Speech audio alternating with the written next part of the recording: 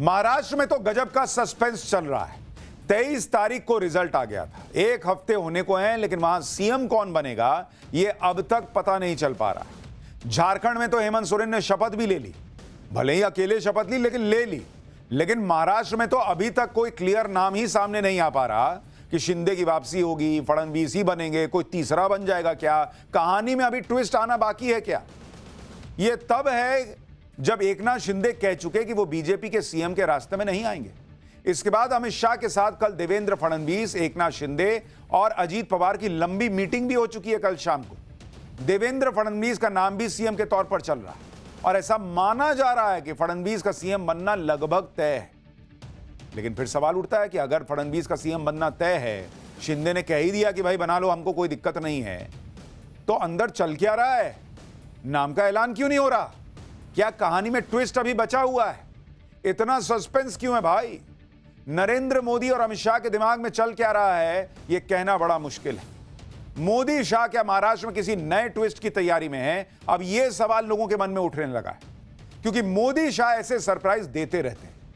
MP, Rajasthan, Chhattisgarh और ओडिशा, ऐसे कई उदाहरण आपको मिल जाएंगे जब सीएम के लिए नाम किसी और का चलता रहा लेकिन सीएम कोई और बन जाता है। भाई आप मध्य प्रदेश देखिए, मध्य प्रदेश में शिवराज सिंह चौहान, भाई मध्य प्रदेश में इस बार भयंकर बीजेपी जीती, जबरदस्त जीती, तो लोगों का लगा कि भाई मामा की वापसी होगी। मामा आ गए केंद्र में, वहां बन गए मोहन यादव सीएम।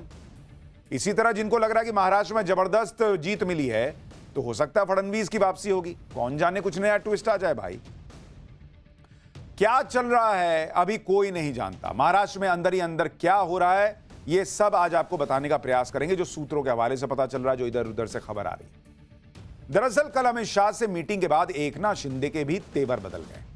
शिंदे क्या करना चाहते हैं यह भी अपने आप में बड़ा सस्पेंस बन गया। यह कल की तस्वीर है। महाराष्ट्र को लेकर यह सब जो चल रहा है उसमें कई सवाल हैं, जैसे क्या सीएम के नाम को लेकर महाराष्ट्र का मामला फंसा हुआ है?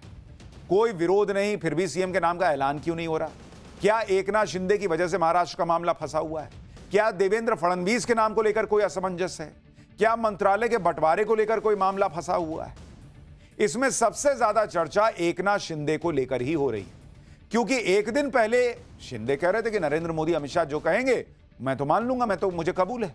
लेकिन कल यह तस्वीर आई तो लोगों ने कहा कि अरे इसमें शिंदे जी का तो चेहरा ही उतरा हुआ है, एकदम लंबा चेहरा हो गया है। देवेंद्र फडणवीस के चेहरे पे मुस्कान है, अमित शाह के चेहरे पे मुस्कान है, लेकिन आप देखिए शिंदे साहब को, उनका तो चेहरा उतरा है। वो खुश उतने नहीं दिख रहे जितना खुश देवेंद्र फडणवीस और दूसरे लोग दिख रहे हैं। देवेंद्र फडणवीस अमित शाह को फूल दे रहे हैं, शिंदे बगल में खड़े हैं, लेकिन शिंदे के चेहरे पर कोई भाव ही नहीं है, जैसे पता नहीं शून्य में कुछ सोच रहे हैं। एक और तस्वीर देखिए जो ग्रुप फोटो है, उसमें अजीत पवार फूल देकर अमित शाह का स्वागत कर रहे हैं। इसमें भी अमित शाह के बगल में खड़े शिंदे के चेहरे पर कोई भाव नहीं दिख रहा। आप देखिए सबका चेहरा देख लीजिए। प्रफुल्ल पटेल देखिए एकदम खिलखिला के हंस रहे हैं, नड्डा साहब के चेहरे पर मुस्कान है, अजीत पवार तो ऐसा लग रहा है कि अंदर ही अंदर गदगद हो गए, कुछ ऐसा हुआ है। अमित शाह हंस रहे हैं, फडणवीस हंस रहे हैं। एक ही आदमी उस कमरे में जो है हंस नहीं रहा है, और वो है एकनाथ शिंदे। ऐसा लग रहा है कि शिंदे के मन में कुछ तो चल रहा है, लेकिन ऐसा होना नहीं चाहिए था, क्योंकि शिंदे तो खुद ही पहले कह चुके थे कि मोदी शाह जो कहेंगे मैं तो वही करूंगा। मैं आपको एकनाथ शिंदे का वो बयान सुनवा देता हूं। कल आदरणीय प्रधानमंत्री जी से भी बात की, उनको भी कहा सरकार बनाने में हमारी तरफ से कोई अड़चन नहीं है, आप निर्णय ले लो, जैसे आपके भारतीय जनता पार्टी को आपका निर्णय अंतिम रहता है। हम भी महायुति के कौन लीडर है, एनडीए के लीडर कौन है? मोदी जी है, अमित भाई है, तो उनको कहा कि मैंने अमित भाई जी को भी फोन किया, मोदी जी को भी फोन किया, सरकार बनाने में हमारी तरफ से कोई भी रुकावट, कोई भी अड़चन, कोई भी कुछ भी किसी भी तरह का अड़ंगा नहीं है। आप बेशक आप निर्णय ले लो, उस निर्णय की तामील हो जाएगी, निर्णय की अमल हो जाएगी। और मैं आज आप सबको कहता हूँ कि भारतीय जनता पार्टी के वरिष्ठ नेता जो निर्णय लेंगे मुख्यमंत्री पद के बारे में, जो उनका कैंडिडेट होगा, उसको हमारा शिवसेना का पूरी तरह समर्थन है। अब शिंदे ने तो कहा था कि बीजेपी फैसला कर ले कौन सीएम होगा, मेरा पूरा समर्थन है। अगर बीजेपी अपना सीएम बनाना चाहती है तो कोई बात नहीं, वो अपना सीएम बना ले, पूरा सपोर्ट रहेगा हमारा। जब ऐसी बात कह दी तो फिर मुंह लटकाने का तो कोई मतलब ही नहीं है। लेकिन अमित शाह के साथ मीटिंग में शिंदे की जो तस्वीर आई उससे मैसेज तो यही गया कि शिंदे के मन मुताबिक सब कुछ नहीं हो रहा है। भाई लोगों को लग रहा है कि यह भी हो सकता है कि एकनाथ शिंदे ने एक दांव खेला था कि मैं जो अमित शाह कहेंगे, जो नरेंद्र मोदी कहेंगे, मैं वही करूंगा। उनको लगा था शायद इससे अमित शाह और नरेंद्र मोदी खुश हो जाएंगे, कहेंगे नहीं ना शिंदे को ही बना दो। लेकिन वहां गए तो क्या झटका लग गया, ऐसा कुछ हुआ या किसी विभाग को लेकर कुछ हुआ है, मंत्रालय को लेकर कुछ हुआ है, अभी यह खबर तो बाहर नहीं आ रही, लेकिन चेहरा उतरा हुआ यह तस्वीर बाहर आ गई। सस्पेंस इसलिए भी बढ़ गया कि अमित शाह से मीटिंग के बाद शिंदे महाराष्ट्र लौटे तो सीधे अपने गांव चले गए। भाई पहले यह तय हुआ था कि अमित शाह से मुलाकात के बाद आज मुंबई में महायुति की बैठक होगी, लेकिन आज मुंबई में होने वाली महायुति की बैठक भी टल गई। इसी बैठक में सीएम के नाम का ऐलान होना था। बैठक से पहले ही एकनाथ शिंदे अपने गांव सतारा चले गए। एकनाथ शिंदे का अचानक अपने गांव सतारा चले जाना भी कई सवाल खड़े कर रहा है। इसी वजह से महायुति की बैठक नहीं हो पाई और सीएम के नाम का ऐलान भी नहीं हो पाया, यह कहा जा रहा है। जब शिंदे पहले ही कह चुके कि बीजेपी अपना सीएम बना ले, उन्हें कोई दिक्कत नहीं, फिर अब अगर उनकी नाराजगी की बात कही जा रही है तो क्या शिंदे इस बात से नाखुश हैं कि उन्हें मन मुताबिक पोर्टफोलियो नहीं मिल रहा? क्योंकि सीएम तो पद तो वो त्याग चुके। कहा जा रहा था कि शिंदे को डिप्टी सीएम बनाने का ऑफर है, लेकिन शिंदे डिप्टी सीएम नहीं बनना चाहते, कुछ ऐसी भी खबरें हैं। यह भी कहा गया कि शिंदे को केंद्र में मंत्री बनाने का ऑफर है, लेकिन उसके लिए भी वो तैयार नहीं है, ऐसा सूत्रों का कहना है। शिंदे अपने बेटे को डिप्टी सीएम बनाना चाहते हैं, लेकिन बीजेपी की तरफ से यह कहा गया कि डिप्टी सीएम बनना है तो शिंदे को ही बनना होगा। शिंदे के करीबी नेता संजय शिरसाट ने तो कह दिया कि शिंदे कभी डिप्टी सीएम बनेंगे नहीं और ना ही केंद्र में मंत्री बनेंगे। आप सुनिए शिंदे गुट के नेता संजय शिरसाट ने कैसे चीजें क्लियर कर दी। देखिए, हम सत्ता के लिए ये उठाव नहीं किए थे। जितनी चांस मिला है उसका प्रॉपर यूज जिसको बोलते हैं वो करने की कोशिश एकनाथ शिंदे साहब ने की है। 2.5 साल में आप देखेंगे कि पूरा माहौल उन्होंने बना दिया था। आज जो महायुति को सत्ता मिली है उसकी वजह एक है कि एकनाथ शिंदे साहब का काम। मुझे लगता है कि एकनाथ शिंदे साहब महाराष्ट्र की ही राजनीति में रहेंगे और लगता है कि डिप्टी सीएम पद वो ना ले। ये बहुत बड़ी बात हो सकती है। वो डिप्टी सीएम पद लेंगे नहीं, ऐसा मेरा अंदाजा है।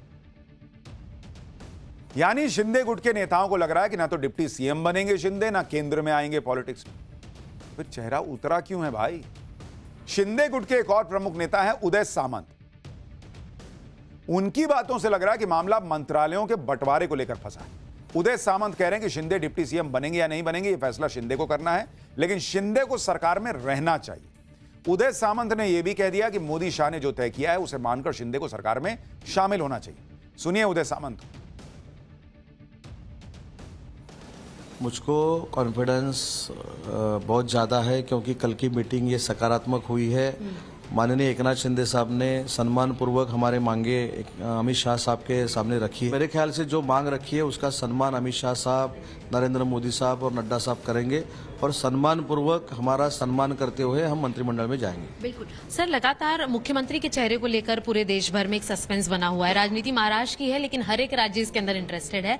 अब दूसरा अहम सवाल डीसीएम को लेकर है कि क्या एकनाथ शिंदे डीसीएम बनेंगे या इस कुर्सी पर बैठने के लिए सोच विचार कर रहे हैं? नहीं, एक तो ऐसा है कि इसके बारे में हमने शिंदे साहब के साथ बातचीत नहीं की है, लेकिन हमारी मांग है, हमारी जरूरत है कि एकनाथ शिंदे साहब ने सरकार में काम करना चाहिए। नहीं, जो फाइनल करेंगे वो एकनाथ शिंदे साहब फाइनल करेंगे, उन्होंने सरकार में रहना चाहिए, हमारी जरूरत है। लेकिन क्या आप सरकार में एज ए डीसीएम देखना चाहते हैं? नहीं, मैंने बोला ना कि जो निर्णय माननीय मोदी साहब, अमित शाह साहब, नड्डा साहब करेंगे सरकार में रहने के लिए, वो स्वीकार करके माननीय एकनाथ शिंदे साहब ने सरकार में रहना चाहिए। यानी एक चीज तो क्लियर हो गई कि एकनाथ शिंदे ने कुछ तो शर्त रखी है या कुछ तो अपनी तरफ से प्रस्ताव रखा है, और क्या वो पूरा नहीं हो रहा है इसलिए एकनाथ शिंदे का चेहरा उतरा हुआ है, मन टूटा हुआ है। सवाल यह है कि शिंदे सीएम बन नहीं सकते क्योंकि बीजेपी को अपना सीएम बनाना है। उनके नेता कह रहे हैं कि शिंदे डिप्टी सीएम कभी नहीं बनेंगे, तो फिर एकनाथ शिंदे की सरकार में भूमिका क्या हो? इस सस्पेंस के बीच एकनाथ शिंदे ने शरद पवार गुट के नेता से मिलकर सबकी धड़कनें और बढ़ा दी। अपने गांव जाने से पहले एकनाथ शिंदे से एनसीपी शरद पवार गुट के नेता जितेंद्र आव्हाड ने मुलाकात की। एकनाथ शिंदे और जितेंद्र आव्हाड की मुलाकात थोड़ी ही देर के लिए हुई। जितेंद्र आव्हाड से मुलाकात के बाद एकनाथ शिंदे अपने गांव सतारा चले गए। जितेंद्र आव्हाड वो नेता हैं जो चुनाव के दौरान लगातार एकनाथ शिंदे पर निशाना साध रहे थे। अब अचानक जितेंद्र आव्हाड का एकनाथ शिंदे से मिलना कई सवाल खड़े कर रहा है। हालांकि जितेंद्र आव्हाड ने कहा कि यह राजनीतिक मुलाकात नहीं थी। सुनिए एकनाथ शिंदे को लेकर जितेंद्र आव्हाड क्या कह रहे हैं। देखो वो क्या सहमत है, वो क्या लेंगे, वो थोड़ी मेरे से बातचीत करेंगे। आप मित्र हैं सर, राजनीतिक मित्र भी हैं, आपको क्या लगता है? नहीं, मुझे ऐसा है कि राजनीति में प्राप्त परिस्थिति में वो क्या निर्णय लेते हैं वो अपने पार्टी को मद्देनजर रखते हुए लेंगे ना। यानी कोई पत्ते खोलने को तैयार नहीं है कि चल क्या रहा है अंदर ही अंदर। वैसे शिंदे के बिना भी बीजेपी आराम से महाराष्ट्र में सरकार बना सकती है, क्योंकि नंबर बीजेपी के पक्ष में। अजीत पवार का भी सपोर्ट है। अजीत पवार भी चाहते हैं कि बीजेपी का ही मुख्यमंत्री हो, और नंबर गेम भी यही कहता है कि बीजेपी का ही सीएम बनना चाहिए। अगर मैं आपको तीनों पार्टियों की स्थिति दिखाऊं तो एकनाथ शिंदे अगर नाराज भी हो जाएं, शरद पवार गुट के साथ चले जाएं, कुछ भी कर लें, वो अभी वहां बीजेपी की सरकार बनने से नहीं रोक सकते। क्योंकि अगर आप देखेंगे महाराष्ट्र में जो स्थिति है, महाराष्ट्र में बीजेपी के पास इस वक्त 132 विधायक हैं, 132 विधायक। इसी तरह से अगर आप देखेंगे शिंदे के पास हैं कुल 57 विधायक, 57। और अगर आप देखेंगे अजीत पवार के पास इस वक्त मौजूद हैं 41 विधायक। अब बहुमत के लिए चाहिए 145 का आंकड़ा, बहुमत के लिए 145 विधायक चाहिए। तो बीजेपी को मात्र 13 विधायकों की जरूरत है। और अगर आप बीजेपी और अजीत पवार को जोड़ दें तो इन दोनों को मिलाकर ही आंकड़ा 173 पहुंच जाता है। तो शिंदे को पता है कि अगर वो इधर उधर कहीं चले भी जाएं तो बीजेपी बिना शिंदे के सरकार बना लेगी, क्योंकि बीजेपी जो है उसके पास नंबर की कमी नहीं है। लेकिन कहा जा रहा है कि बीजेपी ये चाहती नहीं है कि वो शिंदे के बिना सरकार बनाए, क्योंकि इससे मैसेज चला जाएगा कि वो शिंदे का उन्होंने इस्तेमाल किया और फिर उनको साइड लगा दिया। इससे उद्धव ठाकरे का रिवाइवल का चांस भी बढ़ जाएगा। भाई उद्धव ठाकरे कहेंगे कि देखो असली शिवसेना तो हम थे, ये छोड़ के गया, देखो इसके साथ क्या हुआ। इसलिए शिंदे को साथ लेकर ही बीजेपी सरकार बनाएगी। हो सकता है कि शिंदे को मनाने की वजह से महाराष्ट्र में सरकार गठन में देरी हो रही है। महाराष्ट्र में जिस तरह का कंफ्यूजन है उसमें एक बात तो यह भी हो सकती है कि फडणवीस की जगह बीजेपी से कोई और सीएम बन जाए क्या, यह सवाल भी उठ रहा है। वैसे तो अभी देवेंद्र फडणवीस का नाम ही सबसे ऊपर चल रहा है और फडणवीस का दावा बनता भी है, क्योंकि उन्होंने पिछली बार पार्टी के लिए बड़ा कॉम्प्रोमाइज किया। शिंदे को सीएम बनाकर वो खुद डिप्टी सीएम बन गए। ये एक तरह से फडणवीस का डिमोशन था। फिर भी फडणवीस ने कुछ नहीं कहा, अपना रोल निभाते रहे, क्योंकि उन्हें पता था उनका टाइम भी आएगा। फिर भी बीजेपी जिस तरह से सरप्राइज करती रही है उसमें कुछ कहा नहीं जा सकता कि फडणवीस ही सीएम बनेंगे। कोई तीसरा नाम भी आ जाए तो कोई बहुत आश्चर्य की बात नहीं है, क्योंकि बीजेपी में कुछ भी हो सकता है। हो सकता है फडणवीस पार्टी अध्यक्ष बन जाए। तब आप यह भी देखिए कि हाल फिलहाल में कई फैसलों से बीजेपी ने चौंकाया था। जैसे मध्य प्रदेश में मोहन यादव को सीएम बनाया गया, किसी को लगा ही नहीं था कि वो सीएम बनेंगे। राजस्थान में भजनलाल शर्मा को बनाया गया, वहां बड़े बड़े नेता बैठे रह गए। ओडिशा में मोहन चरण मांझी को सीएम बना दिया गया। छत्तीसगढ़ में विष्णुदेव साय को सीएम बना दिया। ये सभी नए नाम थे जिनकी कोई चर्चा तक नहीं कर रहा था, लेकिन उन्हें सीएम बनाया गया। महाराष्ट्र में क्या खिचड़ी पक रही है अभी किसी को पता नहीं। मतलब वहां हांडी चढ़ी हुई है, ऊपर से सील है, आप देख नहीं सकते कि अंदर खिचड़ी पक रही है कि बिरयानी पक रही है। लेकिन इस खिचड़ी के साथ साथ एक रायता भी फैला है, और वो रायता है कांग्रेस का। कांग्रेस जो ईवीएम का इतना रोना रो रही है वो पूरी तरह से आज एक्सपोज भी हो गई। आज कांग्रेस के ईवीएम वाले एजेंडे का ढोल फट गया, क्योंकि कांग्रेस के अंदर की बातें बाहर आ गई। कांग्रेस को यह पता था कि महाराष्ट्र में पब्लिक उनके साथ नहीं है, इसलिए हार गए, तो ईवीएम का हल्ला मचाने लगे। ऐसा इसलिए क्योंकि महाराष्ट्र में मतदान होने से 1 महीने पहले यानी अक्टूबर में कांग्रेस ने कहा जा रहा है कि एक सर्वे कराया था। इस सर्वे में जो बातें लिखी हुई थी वो कांग्रेस के हंगामे की पोल खोल रही है। कांग्रेस के इंटरनल सर्वे में क्या बातें बाहर आई थी आपको सुननी चाहिए। इस सर्वे में महाराष्ट्र की 103 सीटों को कवर किया गया था। लोकसभा में एमवीए को मिली बढ़त घटती हुई दिख गई थी 1 महीने पहले ही कांग्रेस के इंटरनल सर्वे में 44 सीटों पर एमवीए को बढ़त थी, जबकि महायुति को 56 सीटों पर बढ़त थी। कांग्रेस को सिर्फ मुस्लिम वर्ग में बढ़त दिख रही थी, अन्य सभी वर्गों में महायुति को बढ़त थी। यानी अपने ही सर्वे में चुनाव के 1 महीने पहले कांग्रेस और महाविकास अघाड़ी की हार की संभावना साफ साफ दिख गई थी। जब आपका खुद का सर्वे कह रहा है कि आप नहीं जीत पा रहे थे, तो अब ईवीएम का रोना किस बात का कर रहे हो बॉस? मैंने आपको कहा ना, ये लोग अपनी कुर्सी बचाने के लिए करते हैं, ताकि कार्यकर्ता ना पूछे कि खड़गे साहब किस बात के अध्यक्ष है, गांधी परिवार क्या ही कर रहा है, हटाओ राहुल गांधी को। तो ये सब ना झेलना पड़े, इसलिए कह दो कि अरे ये तो ईवीएम की वजह से हो गया।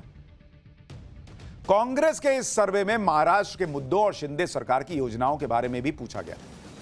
कहा जा रहा है कि लाडकी बहन योजना के बारे में 88% लोग जानते थे इस सर्वे के मुताबिक, और 82% लोगों ने कहा कि लाडकी बहन योजना का लाभ उन्हें मिला है। 17% लोगों ने कहा कि इस योजना से वोटिंग प्रेफरेंस बदली है, योजना की वजह से महायुति को महिलाओं का समर्थन मिला। लाडकी बहन योजना लोकसभा चुनाव के बाद लाई गई थी, ये याद रखिएगा। जब लोकसभा में चुनाव हुए, बीजेपी को महाराष्ट्र में झटका लगा तो तुरंत वहां पे जमीन पे काम हुआ, लाडकी बहन योजना लॉन्च हुई। बीजेपी ने लोकसभा चुनाव में महाराष्ट्र से झटका लिया, उससे सबक लिया, लेकिन कांग्रेस ने लोकसभा चुनाव में महाराष्ट्र जीतकर भी कोई सबक नहीं लिया। यही फर्क है दोनों पार्टियों। ईवीएम को लेकर कांग्रेस के इस हंगामे पर कांग्रेस में ही एक राय नहीं बन पा रही। कांग्रेस के कई कार्यकर्ताओं और नेताओं का मानना है कि पार्टी सब कुछ जानते हुए जानबूझकर ईवीएम पर दोष डाल रही। महाराष्ट्र में कांग्रेस के इंटरनल सर्वे से जुड़े एक नेता के मुताबिक कांग्रेस आलाकमान को पता था कि महाराष्ट्र में पार्टी पिछड़ रही, महाराष्ट्र में महायुति को महिलाओं का समर्थन बढ़ रहा है। सर्वे का पूरा डेटा आलाकमान के पास था, फिर भी ईवीएम को दोष दिया जा रहा है। दरअसल ये महाराष्ट्र के नेताओं के साथ आलाकमान को भी सूट करता है, इससे वो जवाबदेही से बच रहे हैं। और ये बात तो हम आपको पहले दिन से कहते आ रहे हैं कि ये जो अडानी के नाम पे शोर मचा रहे हैं, संसद नहीं चलने दे रहे हैं, ईवीएम का हल्ला मचा रहे हैं झूठ मूठ का, ये सब स्टंटबाजी है, जिससे महाराष्ट्र की हार पर कोई इनसे सवाल ही ना पूछ पाए।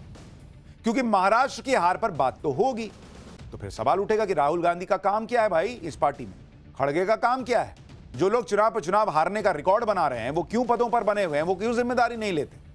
इसी में नरेंद्र मोदी को रख कर देख लीजिए। लोकसभा चुनाव में झटका मिला तो कोई बहाना नहीं बनाया, अंदर ही अंदर चुपचाप काम किया, पूरी मेहनत की और पूरा कमबैक कर दिया। लेकिन आप सोचिए, नरेंद्र मोदी हरियाणा जीते, फिर महाराष्ट्र जीते कि इंडी गठबंधन की छुट्टी कर दी, लेकिन इंडी गठबंधन और खासतौर पर कांग्रेस कितने ही चुनाव हार जाए, वो लोग लोड नहीं लेते। महाराष्ट्र के नतीजे आने से पहले अडानी का उन्होंने मुद्दा उठाया, जिससे महाराष्ट्र के नतीजों के बजाय अडानी पर चर्चा हो। महाराष्ट्र के नतीजे आने के बाद ईवीएम का मुद्दा उठाया, जिससे कांग्रेस की हार, राहुल की जवाबदेही की चर्चा ना हो। यह है कांग्रेस का मिशन, राहुल गांधी को बचाओ, और इसके लिए वो सारी चीजें कर रहे हैं। संसद के विंटर सेशन में कांग्रेस लगातार हंगामा कर रही है, कभी संबल, कभी अडानी के मुद्दे पर, साथ ही संबल के मुद्दे पर भी हंगामा हो रहा है, जिसकी वजह से संसद में काम नहीं हो पा रहा। और यह हाल संसद के दोनों सदनों यानी लोकसभा और राज्यसभा का है। आज संसद की कार्रवाई के दौरान जब हंगामा हुआ तो लोकसभा स्पीकर ओम बिड़ला ने बहुत समझाने की भी कोशिश की, लेकिन विपक्ष माना ही नहीं, क्योंकि उनको मानना है ही नहीं। देखिए एक बार क्या हुआ सदन में। मैं आपसे आग्रह करता हूं कि प्रश्नकाल आपका समय है और देश की जनता लगातार माननीय सांसदों के बारे में, संसद के बारे में, अपने बारे में चिंता व्यक्त कर रही है। इसलिए मैं आपसे आग्रह करता हूं कि सदन चलाने दें। सदन आपका है, सदन सबका है, देश भी चाहता है संसद चले। मैं आग्रहपूर्वक करता हूं आप जाएं, मैं आपको हर विषय, हर मुद्दे पर नियम प्रक्रियाओं के तहत चर्चा करने का पर्याप्त अवसर दूंगा। लोकसभा अध्यक्ष ये कह रहे हैं कि देश ये सारा हंगामा देख रहा है। राज्यसभा के सभापति कह रहे हैं कि विपक्ष बहुत गलत उदाहरण पेश कर रहा है। देश की जनता भी देख रही है कि इस हंगामे की वजह से संसद का काम प्रभावित हो रहा है। आप खुद देखिए, 4 दिन में लोकसभा मात्र 54 मिनट चली है बॉस। 1 घंटे भी नहीं चल पाई लोकसभा इन लोगों की वजह से। और 4 दिन में राज्यसभा 81 मिनट चली है, यानी दोनों सदनों में मात्र 5% काम हुआ है 4 दिन। और हर बार का यही हो गया, हर बार का। लगातार हार के बाद आज कांग्रेस वर्किंग कमेटी की एक बैठक हुई, सारे बड़े नेता शामिल हुए। इस बैठक में कांग्रेस अध्यक्ष मल्लिकार्जुन खड़गे ने जो कहा, उसने पूरी कांग्रेस को ही एक्सपोज कर दिया। मल्लिकार्जुन खड़गे ने ईवीएम के मुद्दे को एक तरह से खारिज कर दिया, अडानी के मुद्दे को खारिज कर दिया, साफ कर दिया कि कांग्रेस अंदरूनी फाइट की वजह से हारती है। मल्लिकार्जुन खड़गे ने कहा कि साथियों, 2024 के लोकसभा चुनाव परिणाम के बाद कांग्रेस पार्टी ने नए जोश खरोश के साथ वापसी की थी, लेकिन उसके बाद हुए 3 राज्यों के चुनावी नतीजे हमारी उम्मीदों के अनुरूप नहीं रहे। हमारा परफॉर्मेंस बिलो एक्सपेक्टेशन रहा। हमें तुरंत चुनावी नतीजों से सबक लेते हुए संगठन के स्तर पर अपनी सभी कमजोरियों और खामियों को दुरुस्त करने की जरूरत है। सबसे अहम बात जो मैं बार बार कहता हूं कि आपसी एकता की कमी और एक दूसरे के खिलाफ बयानबाजी हमें काफी नुकसान पहुंचाती है। जब तक हम एक होकर चुनाव नहीं लड़ेंगे, आपस में एक दूसरे के खिलाफ बयानबाजी का सिलसिला बंद नहीं करेंगे, तो अपने विरोधियों को राजनीतिक शिकस्त कैसे दे सकेंगे?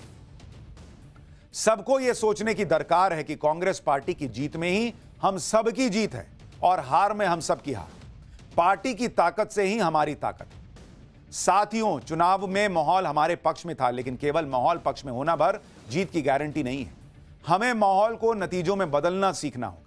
क्या कारण है कि हम माहौल का फायदा नहीं उठा पाते? इसलिए हमें पर्याप्त मेहनत करने के साथ समयबद्ध तरीके से रणनीति बनानी होगी। हमें अपने संगठन को बूथ लेवल पर मजबूत करना होगा। ये सारी बातें मल्लिकार्जुन खड़गे ने कही है सीडब्ल्यूसी की बैठक। वहां क्यों नहीं बोले ईवीएम की वजह से हुआ? वहां क्यों नहीं बोले बैलेट पेपर? यानी अंदर अंदर सब पता है ना बॉस, तो फिर बाहर देश को गुमराह क्यों करते हैं ये लोग? मल्लिकार्जुन खड़गे ने कहा कि कई राज्यों में हमारा संगठन अपेक्षा के अनुरूप नहीं है। संगठन को मजबूत बनाना हमारी सबसे बड़ी जरूरत है। कांग्रेस अध्यक्ष की इन बातों का निचोड़ यही है कि ईवीएम पर दोष देने से अच्छा है कि खुद के अंदर झांको और एक हो तभी सेफ हो। यानी मोदी योगी का नारा इनको भी समझ में आने लगा एक तरीके से।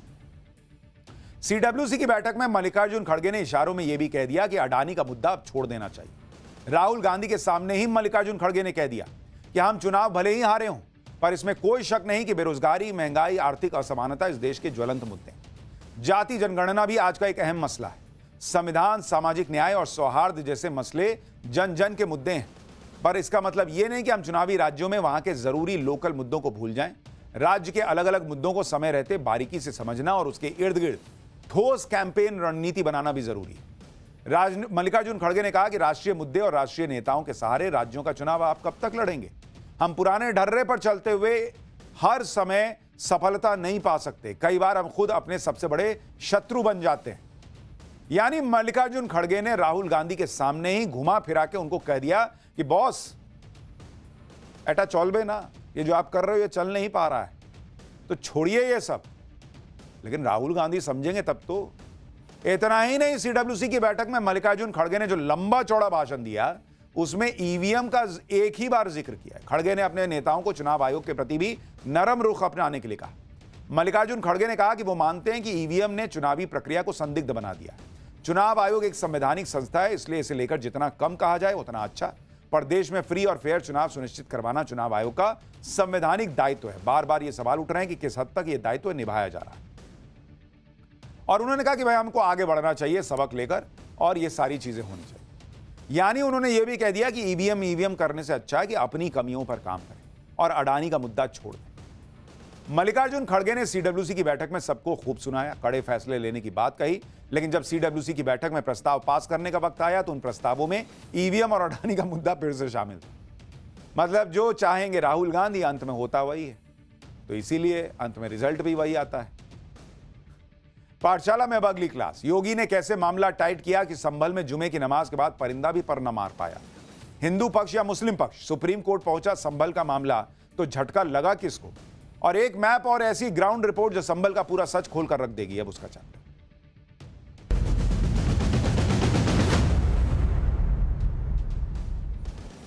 संभल में 24 नवंबर को हुई हिंसा के बाद आज जुमे की पहली नमाज थी। मोदी योगी के खिलाफ एजेंडा सेट करने की फिराक में जुटा इकोसिस्टम इस उम्मीद में था कि आज संभल में फिर बवाल होगा। लेकिन संभल में हिंसा के बाद योगी आदित्यनाथ ने कैसे पूरा मामला टाइट किया है उसकी झलक आज संभल में दिखी। जुमे की नमाज के दौरान और उसके बाद परिंदा भी पर नहीं मार पाया।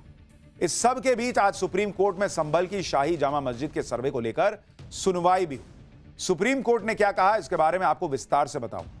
साथ ही संभल का वो मैप और ग्राउंड रिपोर्ट भी दिखाऊंगा जो संभल का पूरा सच खोल कर रख देगी।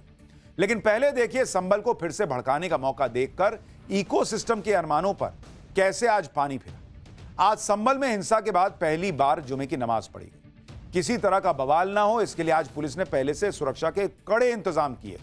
मस्जिद के आसपास पहले ही सीसीटीवी कैमरा लग गया था। ड्रोन कैमरा घाए घाए करते हुए ऊपर से घूम रहा था। सबको पता था पोस्टर पहले ही योगी सरकार लगा चुकी है। किसी को भी इस बात का भ्रम नहीं था कि हम कुछ करेंगे और बच जाएंगे। और आज नमाज से पहले पुलिस ने शाही जामा मस्जिद के गेट पर मेटल डिटेक्टर भी लगा दिया ताकि नमाज के लिए मस्जिद में जाने वाला कोई भी शख्स किसी तरह का हथियार न ले जा सके। पुलिस ने इलाके के लोगों को जुमे की नमाज के लिए वॉलंटियर भी बनाया ताकि दूसरे इलाकों से नमाज के लिए आने वालों को आसानी से पहचान सके।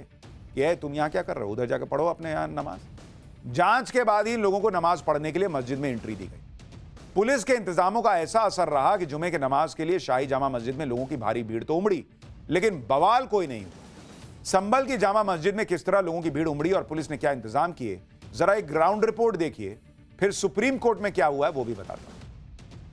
इस वक्त हम संभल की शाही जामा मस्जिद के ठीक बाहर सीढ़ियों पर मौजूद हैं। जुमे की नमाज इस वक्त समाप्त हो चुकी है और लोग इस वक्त बाहर निकल रहे हैं। बड़ी संख्या में यहाँ पर नमाजी पहुंचे हुए थे और देखिए अब एक एक करके लोग निकल रहे हैं और इंतजामात में बाकायदा जो मस्जिद कमेटी के लोग हैं, जो वॉलंटियर्स हैं, वो लगे हुए हैं। प्रशासन ने, मंडल प्रशासन ने, जिला प्रशासन ने राहत की सांस जरूर ली होगी जब जुमे की नमाज शांतिपूर्वक यहाँ पर अदा हो गई। अधिकतर नमाजी अब यहाँ से निकल कर अपने अपने घरों की ओर जा चुके हैं। भारी फोर्सेस का डिप्लॉयमेंट इस वक्त आप देख पा रहे हैं और ये सब कुछ सिर्फ इसलिए था क्योंकि जो हिंसा हुई 24 तारीख को, जिस तरीके से बवाल हुआ, जिस तरीके से आगजनी हुई, पत्थरबाजी हुई, इसको लेकर प्रशासन आशंकित था और कोई कोर कसर नहीं छोड़ी गई है और लगातार चारों ओर ड्रोन कैमरों से भी नजर रखी जा रही है। संभल में जुमे की नमाज के बीच आज शाही जामा मस्जिद के सर्वे को लेकर सुप्रीम कोर्ट में सुनवाई भी हुई। संभल की जामा मस्जिद की तरफ से सुप्रीम कोर्ट में एक याचिका लगाई जिसमें मस्जिद के सर्वे वाले ट्रायल कोर्ट के फैसले को चुनौती दी। सुप्रीम कोर्ट में आज सीजेआई की अध्यक्षता वाली बेंच ने मामले पर सुनवाई तो की, लेकिन याचिकाकर्ता से यह सवाल भी पूछा कि वो सुप्रीम कोर्ट से पहले हाई कोर्ट क्यों नहीं गए। सुप्रीम कोर्ट ने मुस्लिम पक्ष को हाई कोर्ट जाने के लिए कहा और ट्रायल कोर्ट को भी निर्देश दिया कि जब तक यह मामला हाई कोर्ट नहीं पहुंचता तब तक फैसला न सुनाया जाए। मामले की सुनवाई करते हुए सुप्रीम कोर्ट ने निर्देश दिया कि मुस्लिम पक्ष की याचिका फाइल होते ही हाईकोर्ट उस पर 3 दिन के अंदर सुनवाई सुनिश्चित करे। हाईकोर्ट में सुनवाई और हाईकोर्ट के निर्देश के बिना इस मामले में फिलहाल कोई कार्रवाई ना हो। आगे सुप्रीम कोर्ट ने कहा कि ट्रायल कोर्ट 8 जनवरी तक इस मामले में कोई फैसला नहीं सुनाएगा। सुप्रीम कोर्ट ने एडवोकेट कमीशन को अपनी सर्वे रिपोर्ट सील बंद लिफाफे में जमा करने के लिए भी कह दिया। इसके साथ ही सुप्रीम कोर्ट ने यूपी सरकार को संभल में शांति व्यवस्था बनाने के भी निर्देश दिए और कहा कि दोनों समुदायों के बीच बातचीत के लिए पीस कमेटी का भी गठन किया जाए। आज हुई सुनवाई के दौरान सुप्रीम कोर्ट ने यह भी साफ कर दिया कि मामले में क्या सही है और क्या गलत, उस पर कोर्ट अभी नहीं देख रहा, इसे पेंडिंग रखा जाएगा। इस मामले में आगे की सुनवाई के लिए सुप्रीम कोर्ट ने 6 जनवरी की तारीख तय की है। सुप्रीम कोर्ट के फैसले पर हिंदू पक्ष के वकील विष्णु शंकर जैन ने क्या कहा, एक बार उसको सुनिए। सबसे पहले ऑनरेबल सुप्रीम कोर्ट ने चिंता जताई कि वहाँ पे पीस और हार्मनी मेंटेन रहे और स्टेट ऑफ यूपी की तरफ से जो काउंसिल प्रेजेंट उन्होंने कहा कि हम सारी कोशिश और हम पूरा दायित्व है पीस और हार्मनी मेंटेन करने का। इसके बाद माननीय सुप्रीम कोर्ट ने जो मस्जिद कमेटी थी जिन्होंने SLP दायर की थी उनको कहा कि आप इस ऑर्डर को हाई कोर्ट में चैलेंज कर सकते हैं और हाई कोर्ट में जाने का उनको एक लिबर्टी दी है। साथ ही साथ ऑनरेबल सुप्रीम कोर्ट ने यह भी कहा है कि 3 दिन के अंदर अगर आप हाई कोर्ट में याचिका दायर करते हैं तो मामला हाई कोर्ट के सामने लिस्ट किया जाए और हाई कोर्ट के फर्दर डायरेक्शंस तक के लिए वेट किया जाए और तब तक के लिए ट्रायल कोर्ट की प्रोसीडिंग रुकी रहेगी जब तक। सुप्रीम कोर्ट के निर्देश से पहले ही योगी सरकार लगातार संभल में शांति बहाली के सारे जरूरी कदम उठा रही है, जिसका असर भी दिख रहा है। संभल में दुकानें, स्कूल सब खुल गए हैं, लेकिन सुप्रीम कोर्ट ने आज शांति बनाए रखने के लिए क्या कहा, असदुद्दीन ओवैसी को फिर से बोलने का मौका मिल गया। ओवैसी ने तुरंत ट्वीट कर दिया। ASG को एड्रेस करते हुए माननीय CJI की मौखिक टिप्पणियां गौर करने लायक और कानून के शासन को और मजबूत बनाती। CJI ने कहा प्रशासन को न्यूट्रल रहना चाहिए, शांति और सद्भाव बनाए रखना होगा। हम नहीं चाहते कि कुछ भी हो, प्रशासन न्यूट्रल रहना चाहिए और प्रशासन को यह सुनिश्चित करना होगा कि कुछ भी गलत ना हो। ओवैसी और उनके इकोसिस्टम के लोग भले ही संभल को लेकर कितना ही माहौल बनाने की कोशिश कर, योगी आदित्यनाथ का फंडा बिल्कुल क्लियर है, दंगाइयों को बख्शा नहीं जाएगा, निर्दोषों का बाल भी बाका नहीं होगा। संभल का सच सामने आने के लिए योगी सरकार ने कमेटी का गठन भी कर दिया। इलाहाबाद हाईकोर्ट के रिटायर्ड जस्टिस DK अरोड़ा की अध्यक्षता में 3 सदस्यों की कमेटी बनाई गई है। यह कमेटी इस बात की जांच करेगी कि संभल में हुई हिंसा सुनियोजित साजिश थी या अचानक हो गई। इसके अलावा कमेटी ये भी जांच करेगी कि संभल की घटना में कौन लोग शामिल हैं और उन लोगों की भूमिका क्या थी। कमेटी को 2 महीने के अंदर अपनी रिपोर्ट योगी सरकार को सौंपनी। संभल हिंसा की जांच के दौरान अब तक पुलिस के हाथ जो सबूत लगे हैं वो भी संभल हिंसा के बड़ी साजिश होने के इशारा कर रहा है, जिसका एक वीडियो आज भी पुलिस ने जारी किया। इस वीडियो में 24 नवंबर को लोग मस्जिद के पास बड़ी भीड़ वहां पर लोगों की नजर आ रही और भीड़ में शामिल कुछ लोग वहां खड़ी बाइक को आग लगाते दिख रहे हैं। आप देखिए वहां पर गोले में क्यों आग लगा रहे हो भाई। पुलिस का आरोप है कि भीड़ ने हिंसा वाले दिन पुलिस की भी कई गाड़ियों को चुन चुन कर निशाना बनाया और उनमें आग लगाई गई। इसलिए पुलिस भी यह मानकर जांच आगे बढ़ा रही है कि संभल में हिंसा सोची समझी साजिश के तहत भड़काई गई। संभल में साजिश के एंगल पर हो रही जांच पर मुरादाबाद के पुलिस कमिश्नर को सुनिए, फिर आपको बताऊंगा योगी सरकार के हर फैसले पर सवाल उठाने वाले इकोसिस्टम ने संभल हिंसा की न्यायिक जांच के लिए बनाए गए आयोग पर क्या कहा। देखिए, अभी तक तो जो समझ में आ रहा है उसमें निश्चित रूप से साजिश का हिस्सा है, ये प्लानिंग के तहत किया गया, अन्यथा अचानक से इतनी सारी भीड़ को इकट्ठा किया जाना संभव नहीं था। इसमें कौन कौन लोग से इन्वॉल्व हैं, इन सभी की पड़ताल की जा रही है। इसमें इंटरमीडिएटरी भी जो प्लानिंग करने वाले हैं हो सकते हैं, उनकी भी हम जांच कर रहे हैं। जिन लोगों ने ये इस पूरी घटना में जिनकी इन्वॉल्वमेंट रही, उन सब को चिन्हित किया जा रहा है। 300 से ज़्यादा लोगों को अभी तक हम आइडेंटिफाई। संभल में शाही जामा मस्जिद का सर्वे होगा या नहीं, यह अब इलाहाबाद हाईकोर्ट को तय करना है। लेकिन पूरे विवाद के बीच 28 नवंबर यानी कल चंदौसी कोर्ट में एएसआई ने एक एफिडेविट जमा किया है, जिसमें दावा किया गया है कि संभल में मस्जिद बनाने के लिए वहां पहले से मौजूद स्ट्रक्चर में छेड़छाड़ की गई। इस हलफनामे में साफ साफ लिखा है कि इस इमारत को साल 1920 में ही संरक्षित स्मारक घोषित कर दिया गया था। जून 2024 में वहां एएसआई ने निरीक्षण किया। एएसआई को निरीक्षण करने के लिए जिला प्रशासन की मदद लेनी पड़ी क्योंकि मस्जिद कमेटी रोक रही थी। एफिडेविट के साथ इसी साल जून में हुए एएसआई के सर्वे की निरीक्षण रिपोर्ट भी अटैच की गई। एएसआई की इस रिपोर्ट में लिखा है कि मस्जिद के मुख्य द्वार से बाईं तरफ पुराना कुआं देखा गया, जो कि अब ढक दिया गया है। इस कुएं का जिक्र एएसआई के लिए काम कर चुके ए फ्यूरर की किताब the monumental antiquities and inscriptions in the northern western provinces and Oudh के पेज नंबर 10 पर मिलता है। एएसआई की रिपोर्ट बता रही है कि मस्जिद की सीढ़ी के दोनों तरफ स्टील की रेलिंग लगी है। इस अवैध रेलिंग के खिलाफ एफआईआर दर्ज हुई है और इसे हटाने का आदेश भी दिया गया है। संभल में इस तरह के तमाम सबूत हैं और इन्हीं सबूतों को लेकर हिंदू पक्ष कोर्ट गया है। पाठशाला में आपको संभल में श्री हरि मंदिर से जुड़े इतिहास के बारे में पहले ही बता चुके हैं। आज संभल का करीब 1000 साल पुराना वो नक्शा भी देखिए, जिसके जरिए यह दावा किया जा रहा है कि संभल में जिस जगह पर आज मस्जिद है वहां सैकड़ों साल पहले से श्री हरि मंदिर था। इस नक्शे के सेंटर में हरि मंदिर नजर आ रहा है।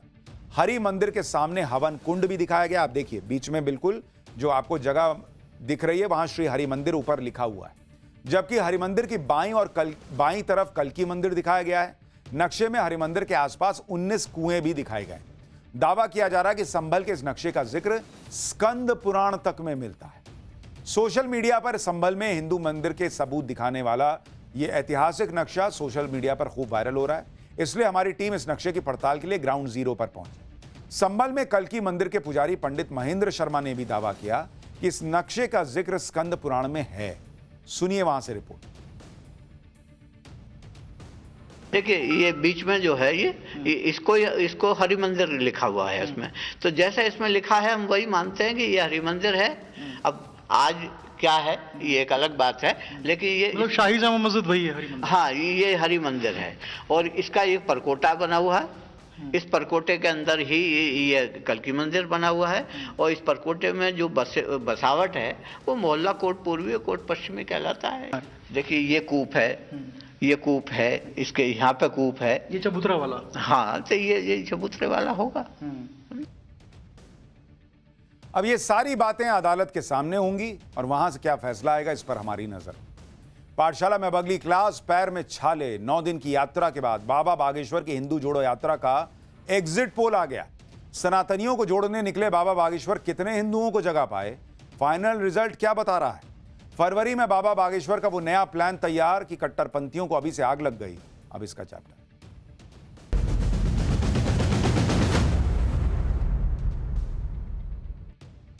बीते 9 दिनों से बाबा बागेश्वर ने हिंदुओं को जोड़ने के लिए जो पदयात्रा शुरू की थी वो आज संपन्न हो गई। 160 किलोमीटर पैदल चलने के बाद, पैर में छाले के बावजूद लगातार चलने के बाद बाबा बागेश्वर विशाल जनसैलाब के साथ आज ओरछा पहुंच गए। आप देखिए क्या भीड़ है।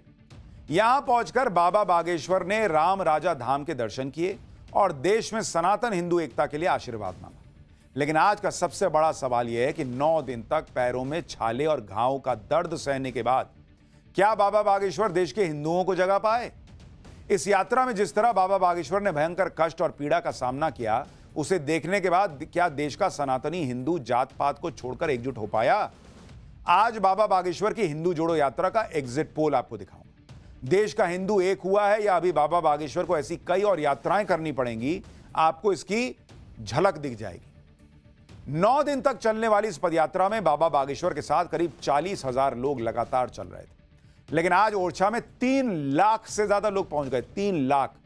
हालात ये बन गए कि ओरछा पहुंचने के बाद भी बाबा बागेश्वर को मंदिर तक पहुंचने में घंटों लग गए। ऐसा लग रहा था कि आज ओरछा में सनातनियों का सैलाब आ गया। इसके बारे में आगे विस्तार से बताऊंगा, लेकिन उससे पहले यह समझिए कि जो लोग बाबा बागेश्वर की पदयात्रा का विरोध कर रहे थे, उनकी टेंशन आज फिर से बाबा बागेश्वर ने कैसे बढ़ा दी, क्योंकि उन्होंने अपनी अगली यात्रा का भी ऐलान कर दिया। ये यात्रा कब और कहां होगी, इसके बारे में भी आज बताऊंगा। देश के हिंदुओं को जोड़ने वाली इस 9 दिन की पदयात्रा के दौरान बाबा बागेश्वर ने बहुत कष्ट और पीड़ा भी सही। पैरों में छाले पड़ गए, घाव हो गए। डॉक्टर्स की टीम ने कई बार सलाह दी कि बॉस आराम कर लीजिए, ये घाव अभी नहीं भर सकते, इस तरह से चलते रहिएगा। लेकिन बाबा बागेश्वर नहीं माने। वो डॉक्टरों से कहते रहे कि थोड़ी दवा लगाकर मरहम पट्टी कर दो, यात्रा नहीं टलेगी। ये उनका कमिटमेंट था हिंदुओं को जोड़ने को लेकर। बाबा बागेश्वर ने कहा कि पदयात्रा में भले ही थोड़ा ज्यादा टाइम लगेगा, लेकिन यात्रा रुकनी नहीं चाहिए। इस यात्रा में बाबा बागेश्वर ने किस तरह कष्ट और परेशानी और दर्द से दोस्ती कर ली, इसकी भी एक झलक आपको देखनी चाहिए। फिर दिखाता हूं वहां पब्लिक क्या कह रही है।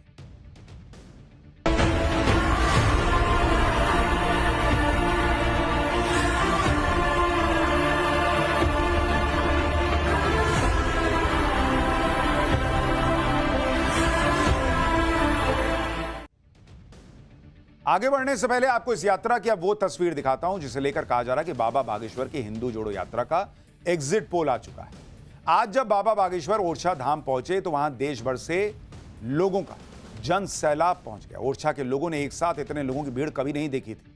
इस भीड़ में देश के हर राज्य से व्यक्ति आया हुआ था जो बाबा बागेश्वर की हिंदू जोड़ो यात्रा का हिस्सा बन जाना चाहता था। इसके अलावा बागेश्वर धाम से लेकर ओरछा धाम तक रास्ते में पड़ने वाले गांव कस्बों के लोग भी इस पदयात्रा में शामिल हुए।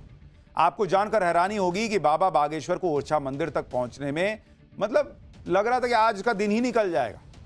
क्या माहौल था आप देखिए जरा भाई वहां पर।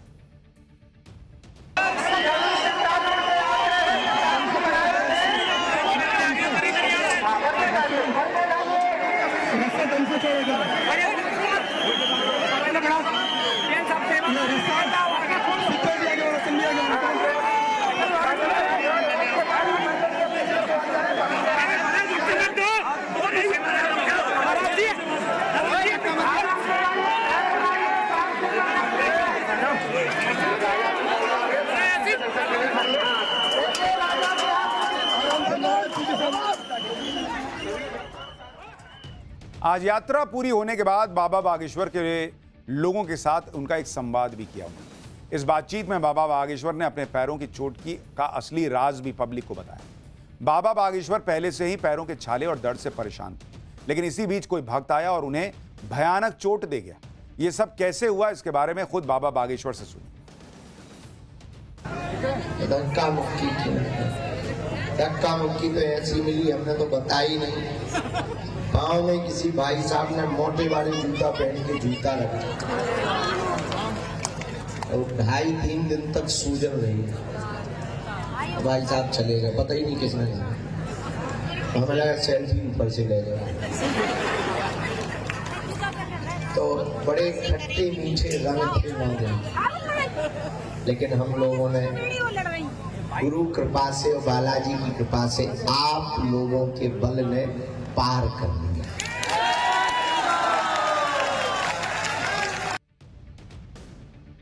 बाबा बागेश्वर पिछले 9 दिनों से भयंकर थके हुए। पैरों में दर्द के साथ साथ नींद भी पूरी ना होने की वजह से उनकी थकान बहुत बढ़ गई।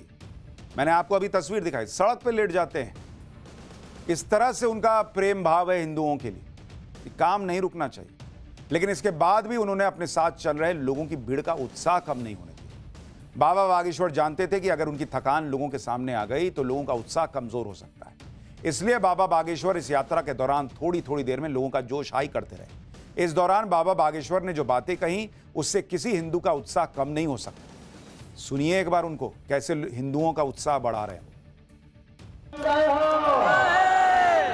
हार मत मान जाना हिंदुओं, अगर तुम हार मान जाओगे तो 100 करोड़ हिंदू भारत छोड़कर भाग जाएंगे।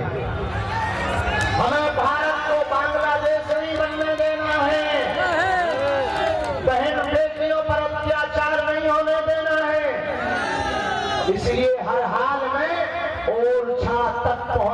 कड़ी मेहनत करके हिंदू एकता का भगवा ध्वज लहराना है।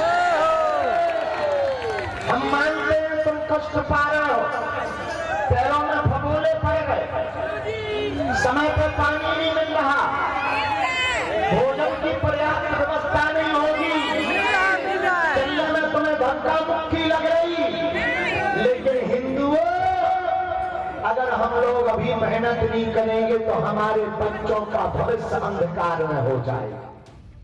बाबा बागेश्वर की हिंदू जोड़ो यात्रा का एग्जिट पोल से जुड़ा एक और किस्सा बताता हूं। आज लोगों से बातचीत करते हुए बाबा बागेश्वर ने बताया कि इस यात्रा के दौरान एक दलित बच्चा बाबा बागेश्वर से मिलना चाहता था, लेकिन उस बच्चे को बाबा से मिलने में थोड़ा संकोच हो रहा था। इसके बाद बाबा बागेश्वर ने कैसे उस बच्चे का उत्साह बढ़ाया और जात पात को मानने वाले लोगों को क्या मैसेज दिया, सुनिए। नए इतिहास को गढ़ा है कि जिन लोगों को स्पर्श करने पर लोग नहाने की बात करते थे, हम लोगों ने इस सदी में वो इतिहास लिखा है कि इन सब संतों ने उनके साथ बैठकर के भोजन किया। ना कोई बड़ा रहा न कोई छोटा रहा। बड़ा गांव चेक पोस्ट पर जब रुके, एक आर पब्लिक के कोई पत्रकार कैमरा थे, वो एक बच्चे को ऊपर रखते हैं कि वो मिलना चाहता, वो बैठ गया। वो बोला हम पाँव पढ़ लें, का पढ़ ले? तो बोला हम अनमोल अहिरवार हैं, पाँव पढ़ ले। उनका पाँव, उस वक्त हम प्रसाद पा रहे थे तो बैठ गए। हमने कहा पाँव तो ठीक है, हमारी रोटी बची तो तनक खा ले, तनक हम खा ले।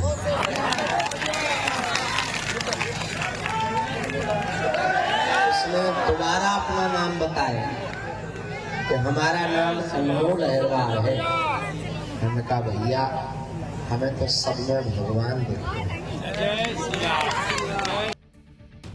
यानी बाबा बागेश्वर यही संदेश तो दे रहे हैं हिंदुओं को कि कोई दलित है तो उसके साथ बैठ के खाएंगे नहीं, उसके साथ ये नहीं करेंगे, वो नहीं करेंगे। खत्म करो भाई, ये जात पात खत्म करो।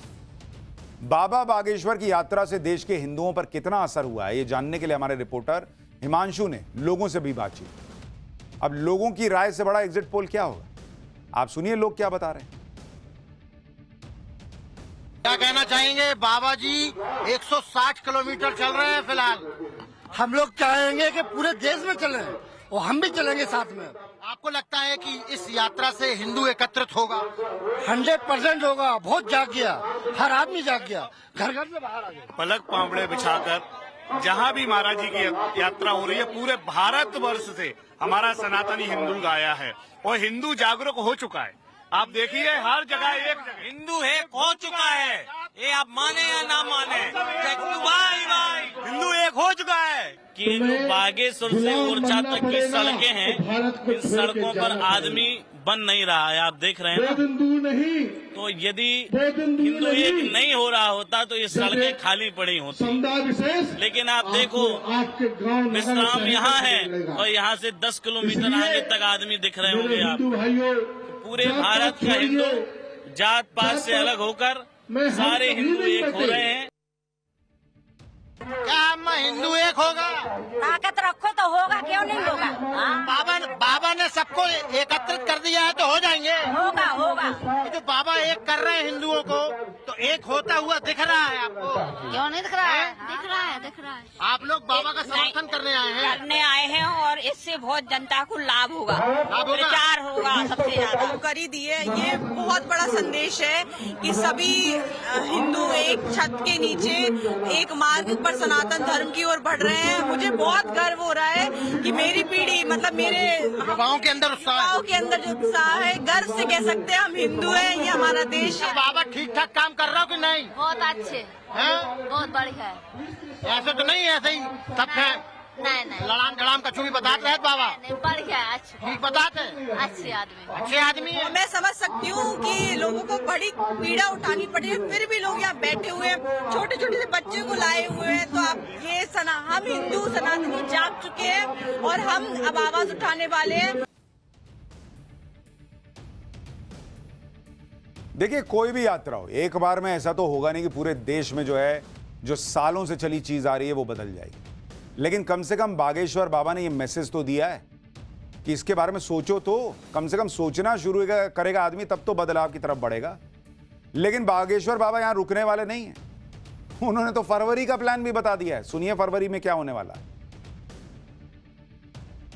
कि इस पदयात्रा के समापन के बाद में, इस पदयात्रा के समापन के बाद में लोग कह रहे हैं कि अगली पदयात्रा कब होगी? 2025 में निश्चित तय है। तब तक छोटी छोटी यात्राएं चलती रहेंगी, छोटे छोटे उपाय चलते रहेंगे सामाजिक समरसता के लिए। और फरवरी को 26 फरवरी को हम 251 बेटियों के विवाह में 108 आदिवासी बेटियों का विवाह करवा रहे हैं। और इस बुंदेलखंड से हमेशा एक खबर आप दिखाते हो कि दलितों को घोड़ों पर नहीं बैठने दिया, तो इस बार 251 दूल्हों को हम घोड़ों पर बैठाएंगे। दलित कोई है ही नहीं इस देश में, सब हिंदू हैं। जितने भी हिंदुस्तान में रहते हैं सब हिंदू हैं, क्योंकि ये हिंदुओं का स्थान है। यहाँ रहने वाले मुसलमान भी कन्वर्टेड ही हिंदू हैं। उनके दादा के परदादा के दादा हिंदू ही निकले। यानी बागेश्वर बाबा जो काम कर रहे हैं वो है तो क्रांतिकारी, कि हिंदू जात पात से ऊपर उठ जाए।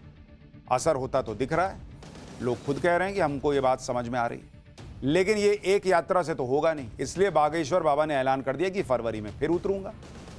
अब देखिए कितनी आग लगेगी कुछ लोगों को जिनको परेशानी है।